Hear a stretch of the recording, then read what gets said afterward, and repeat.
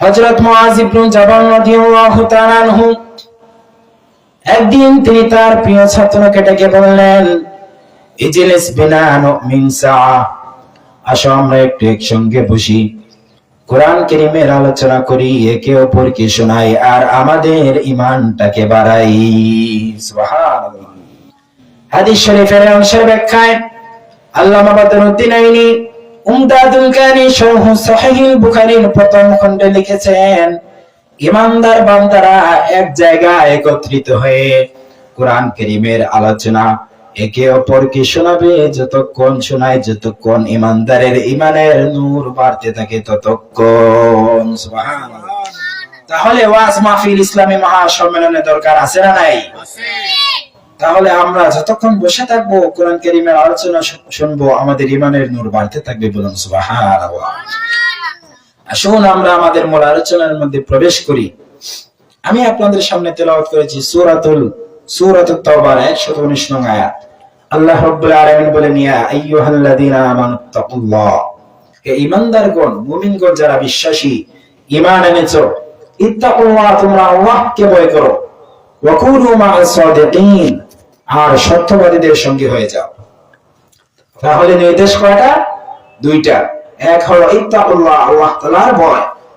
দুই হচ্ছে ওয়া কুনু মা'আস সাদিকিন, আল্লাহ তাআলা বলেছেন তোমরা সত্যবাদীদের সঙ্গী হয়ে যাও। এই আল্লাহকে যারা ভয় পায়, আল্লাহ রাব্বুল আলামিন তাদেরকে কোরআন কারীমে কিছু বিশেষ গুণ দিয়েছেন। আল্লাহ রাব্বুল আলামিনকে যারা ভয় পায়, আল্লাহ রাব্বুল আলামিন কোরআন কারীমের মধ্যে তাদেরকে কোথাও বলেছেন মুমিনিন, কোথাও বলেছেন আবিদিন, কোথাও বলেছেন যাকিরিন, কোথাও বলেছেন শাকিরিন, কোথাও বলেছেন সালেহিন।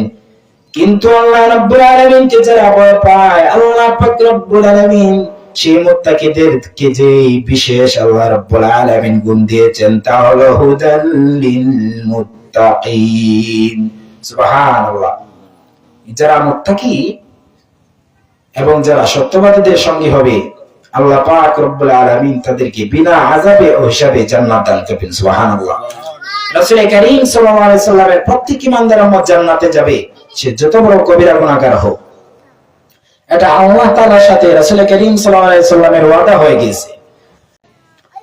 আল্লাহ রাব্বুল আলামিন বলেছেন, ইয়া আইয়ুহাল্লাযীনা আমানুত্তাকুল্লাহ, হে ঈমানদারগণ, তোমরা আল্লাহ রাব্বুল আলামিনকে ভয় করো, ওয়া কুনু মা'আস সাদিকিন, সত্যবাদীদের সঙ্গী হয়ে যাও। তাহলে আমরা কি আল্লাহ রাব্বুল আলামিনকে ভয় করি? না।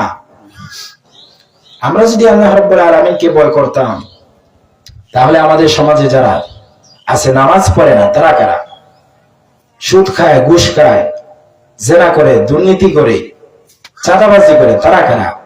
অন্যের সম্পদ লুটে খায়, আছে না নাই? তাহলে তারা কারা? তাহলে বুঝা যায় আমরা আল্লাহ রাব্বুল আলামিনকে যতটুকু ভয় করা দরকার ততটুকু আমরা করতে পারি নাই। আমরা মনে করি যে যার দাড়ি আছে, টুপি আছে, জুব্বা আছে, সেই বড় মুত্তাকি, সেই মনে হয় আল্লাহ তাআলাকে ভয় পায়। না, অনেকের তো দাড়ি আছে, টুপি আছে, জুব্বা আছে, কুর্তা আছে, লম্বা লম্বা পাঞ্জাবি পরে, সাদা সাদা টুপি পরে, লম্বা লম্বা দাড়ি লাগে, তারপরে সুদ খায়, ঘুষ খায়, অন্যের সম্পদ লুটে খায়। তার মানে বোঝা যায় দাড়ি, টুপি, জুব্বা, কুর্তা এগুলো তাকওয়া না, এগুলো হচ্ছে লিবাসুত তাকওয়া, তাকওয়ার পোশাক। রাসূল কারীম সাল্লাল্লাহু আলাইহি সাল্লাম সাহাবায়ে কেরামদেরকে বললেন, সাহাবীরা, আত-তাকওয়া হা হুনা, আত-তাকওয়া হা হুনা, আত-তাকওয়া হা হুনা, ফাআশারা ইলা সাদরিহি সালাসা মাররা। রাসূল কারীম সাল্লাল্লাহু আলাইহি সাল্লাম সাহাবায়ে কেরামদেরকে বললেন, সাহাবীরা, তাকওয়া এখানে, তাকওয়া এখানে, তাকওয়া এখানে।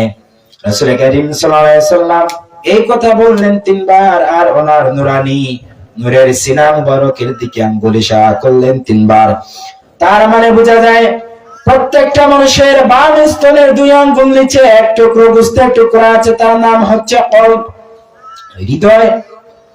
সেখানে যখন আল্লাহর ভয় জেগে যায় তখন তা হয় তাকওয়া। আর যিনি তাকওয়াকে গ্রহণ করেন তিনি হয়ে যান মুত্তাকি। সুবহানাল্লাহ। অন্তরে যখন আল্লাহর ভয় জাগ্রত হয়ে যাবে, যিনি তাকওয়াকে গ্রহণ করবেন তিনি হয়ে যাবেন মুত্তাকি। বলুন সুবহানাল্লাহ।